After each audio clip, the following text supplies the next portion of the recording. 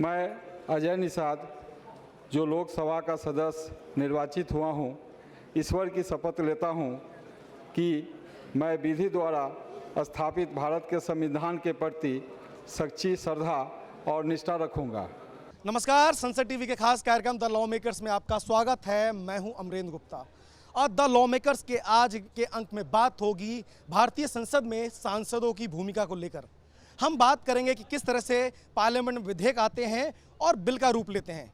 बात इस पर भी होगी कि किस तरह से मिनी संसद के तौर पे पार्लियामेंट कमेटी वर्ष भर काम करती है। और साथ में चूंकि मैं इस समय ओडिशा के भुवनेश्वर में हूं, एक बड़ा गर्व का पल जब प्रधानमंत्री नरेंद्र मोदी के नेतृत्व को पूरी दुनिया ने स्वीकार किया है और उसके अंतर्गत G20 के एक सम्मेलन में आज यहां पर हम लोग यूथ फेस्टिवल मना रहे हैं। सीधे बात करेंगे इन सभी मुद्दों पर एक खास मेहमान से। हमारे साथ बहुत ही खास मेहमान मौजूद हैं। हमारे साथ मौजूद हैं लोकसभा से वरिष्ठ सांसद अजय निषाद जी। सर, आपका बहुत बहुत स्वागत है संसद टीवी पर। सर धन्यवाद। सर, बहुत सारे मुद्दों पर बात करूंगा, एज ए लॉ मेकर सांसदों की भूमिका पर भी बात करूंगा, लेकिन आज हम ओडिशा के भुवनेश्वर में हैं और प्रधानमंत्री जी ने जिस तरह की एक अगुवाई की, पूरे दुनिया में उनके नेतृत्व को स्वीकार किया गया G20, और G20 के तहत हम आज यूथ फेस्टिवल मना रहे हैं। कितना बड़ा गर्व का पल, और इस तरह से कैसे देखते हैं सर आप? देखिए, ये G20 के आयोजन से पूरे विश्व में भारत की छवि बहुत बड़ी है। माननीय नरेंद्र भाई मोदी के नेतृत्व में लगातार भारत एक नए आयाम को हासिल कर रहा है। उसमें एक बहुत गर्व का पल है कि G20 के आयोजन भारत देश में यहाँ हो रहा है और देश विदेश के बहुत सारे नेतागण, ब्यूरोक्रेट सभी यहाँ पर भारत में विजिट करेंगे और भारत के विभिन्न विभिन्न जगहों पे जाएंगे, घूमेंगे। किस शहर में कौन चीज़ लोकप्रिय है उसके बारे में जानेंगे, उसके गुणवत्ता को समझेंगे। अगर खाने की चीज़ है तो उसके स्वाद के बारे में जानेंगे, अगर फल है तो उसके गुणवत्ता के बारे में जानेंगे, ये कैसे इतनी मात्रा में इस प्रदेश में होता है उसके बारे में जानेंगे, ये विदेश में हो सकता है कि नहीं सकता है उसके बारे में सोचेंगे।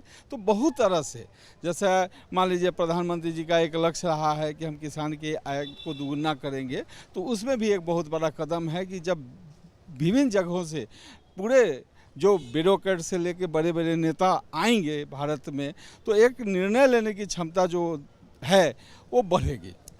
सर, आज उड़ीसा की धरती भुवनेश्वर में जिस तरह से न सिर्फ आप जैसे कई सांसद आए हैं, बल्कि पूरे देश से जो माननीय सांसद अलग अलग कंट्री के वो आए हैं, जिस तरह से इसका नाम है G20, वैसे U20 यानी कि विश्व के 20 सांसद इस कार्यक्रम में सम्मिलित हुए हैं। उनको न सिर्फ भारत की संस्कृति सभ्यता के बारे में जानकारी मिलेगी, बल्कि एक बड़ा मैसेज जाएगा विश्व को कि माननीय नरेंद्र मोदी जो भारत के प्रधानमंत्री के नेतृत्व में किस तरह से देश की सरकार काम करती है, किन किन मुद्दों पर काम करती है, जो जनता की आकांक्षाओं को उनको पूरा करने के लिए किस तरह से काम कर रही है। कैसा मैसेज है सर ये? देखिए, बहुत सुनहरा पल है। कल रात में रात्रि भोज में सभी सांसदों से मुलाकात हुआ, देश विदेश के सभी सांसद थे।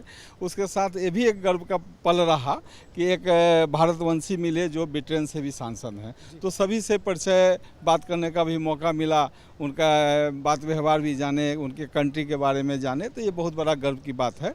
और सबसे बड़ी बात है कि मैं अच्युतानंद जी का भी आभार प्रकट करूंगा कि उन्होंने अपने कैंपस में विश्व के सभी सांसद को यहाँ पर इकट्ठा कर लिए। ये बहुत भारत के लिए गर्व की पल है और नरेंद्र भाई मोदी का जो विजन है उसका भी एक बहुत अच्छा जो मैसेज जो है वो गया है। देश की सबसे बड़ी पंचायत में आप सर बिहार के मुजफ्फरपुर से प्रतिनिधित्व कर रहे हैं। जनता की आकांक्षाओं को पूरा करने के लिए आप लगातार प्रयास कर रहे हैं, न सिर्फ संसद के अंदर बल्कि संसद के बाहर भी आप हमेशा मुद्दों पर मुखर रहते हैं। सर, लेकिन एक अहम सवाल, जब देश की सबसे बड़ी पंचायत में जब जो सदस्य हैं वो चुनकर आते हैं तो एक बड़ी आकांक्षाएं होती है। न सिर्फ अपने संसदीय क्षेत्र के विकास की बात है, बल्कि जो संसद के बहस के बड़े मुद्दे हैं उसमें भी सहभागिता, और लॉ मेकर के तौर पर कानून बनाने में भी एक बड़ा योगदान एज एन लॉ मेकर आपका है। देखिए, इसमें तो सांसद की भूमिका बहुत बड़ी है और ख़ासकर सबसे बड़ा चीज़ है कि कोई भी जब बिल आता है, चाहे सांसद की गतिविधि रहती हैं, उसमें सभी सांसद बहुत इच्छा से भाग लेते हैं। खुद मेरा देखिएगा तो 99% से ज़्यादा हाजिरी रहता है। हम लोग हर मुद्दे पर संवेदनशील हैं और हर समय चाहते हैं कि सांसद का जो गतिरोध है वो ज़्यादा नहीं चले। तो उससे जो है सांसद का समय तो बर्बाद होता ही है, पैसा भी बर्बाद होता है। वैसे ऐसे थे कि बहुत सारे सांसद हैं जिनका क्वेश्चन फंसा रहता है, 0 आवर आता है, 377 आता है, और वो सब जब भेंट चला जाता है व्यवधान के तहत में तो बहुत ज़्यादा दिक्कत होती है। लोग बड़ी तैयारी करके आते हैं, क्वेश्चन सवाल पूछने के लिए बहुत ज़्यादा मेहनत करते हैं। हम लोग 200 सवाल डालते हैं तब जाके 1-2 स्टार क्वेश्चन में फंसता है। तो हम लोग भी बहुत ज़्यादा मेहनत करते हैं और चाहते हैं कि क्षेत्र की समस्या ही नहीं, पूरे देश का अगर कोई समस्या है तो उस पर भी हम लोग जाके बोलते हैं और उससे भी ज़्यादा फायदा होता है। सर, जब आपने बात की संसदीय परंपराओं में आकांक्षाओं की, लेकिन अगर मैं बात करूं सर, एक बड़ी निराशा की तस्वीर अभी बजट सत्र में देखी, जब सत्ता पक्ष और विपक्ष के बीच में लगातार गतिरोध रहा, संसद का कीमती समय गतिरोध में गया।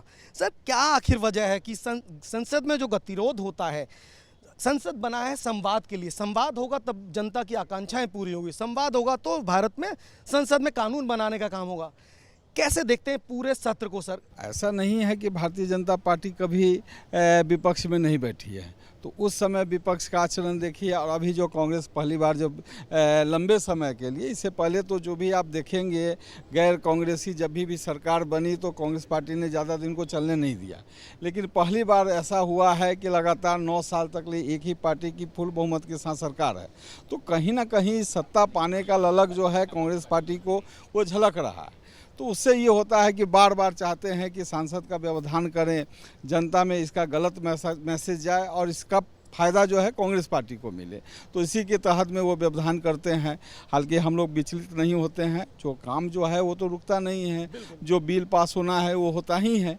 लेकिन जनता भी अब देख रही है और समझ रही है कि कौन पार्टी देश के लिए हित में ज़्यादा जरूरी है। एज एन लॉ मेकर जब आप भारतीय संसद में चुने जाते हैं तो बिल बनाने से लेके जनता की आकांक्षाओं को पूरा करने का आपका दायित्व है।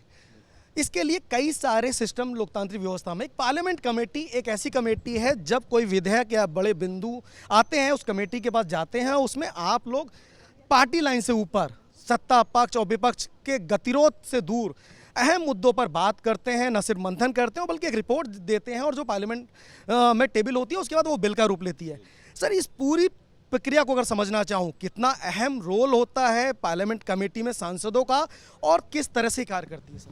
देखिए, 9 साल के अवधि में शायद ही कभी ऐसा हुआ होगा कि संसदीय दल की बैठक हम मिस किए होंगे कमेटी का। और यहाँ तक कभी कभी स्टडी टूर भी होता है, तो देश के विभिन्न जगहों में, जैसे जिस विभाग में आप हैं तो वहाँ पे दौरा भी होता है, तो उससे भी वहाँ जाके सोचने में, समझने में, सहयोग करने में बहुत ज़्यादा मिलता है मौका। तो हम लोग लगातार इसमें काम कर रहे हैं। जो हमारे माननीय अध्यक्ष जो कमेटी का होता है उनके नेतृत्व में भी लगातार हम लोग काम कर रहे हैं। एक सांसद जब चुनकर आता है, बहुत सारी आकांक्षाएं होती हैं, बहुत सारा विजन होता है। मैं सर उन जनता की आकांक्षाओं की बात करूं तो लगभग आपने संसद में कई सवाल उठाए हैं, कई अहम बिंदुओं पर अपने संसदीय क्षेत्र की तस्वीर की स्थिति पेश की है।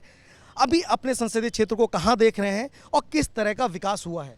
देखिए, माननीय नरेंद्र भाई मोदी के नेतृत्व में भारत तो विकास की गति पकड़ी है, उसमें भी मुजफ्फरपुर पीछे नहीं हटा है। जो मुजफ्फरपुर में जो बुनियादी ज़रूरतें हुई हैं, सड़कें भी बनी हैं, नया NH भी बना है, पासपोर्ट कार्यालय खुले हैं, तो भारत सरकार केंद्र संबंधित जो भी सरकारी योजना है उसका फ़ायदा हमको मिल रहा है।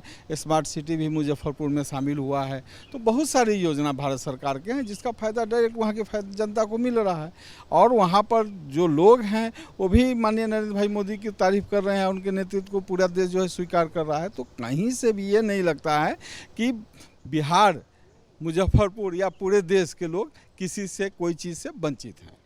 सर, एक अंतिम सवाल, आपने कही विकास की बात, अपने संसदीय क्षेत्र को विजन की बात करूं, जब एक सांसद आता है, मैंने जैसा आपसे पहले कहा कि एक विजन लेके आता है, लगभग 5 साल का कार्यकाल हो रहा है।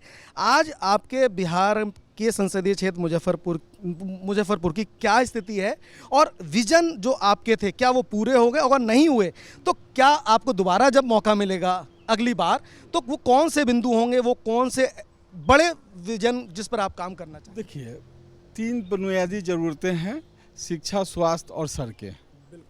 तो तीनों में हम काम चल रहा है बढ़िया। मुजफ्फरपुर में कैंसर हॉस्पिटल मिला है, मुजफ्फरपुर से दूर जो नया एम्स दरभंगा में प्रस्तावित है, एयरपोर्ट भी वहाँ पर दरभंगा में पारित हो गया। हालांकि मुजफ्फरपुर में हम लोग भी चाह रहे थे, लेकिन थोड़ा सा ज़मीन का वहाँ पर शॉर्टेज है, इस कारण वहाँ नहीं हुआ।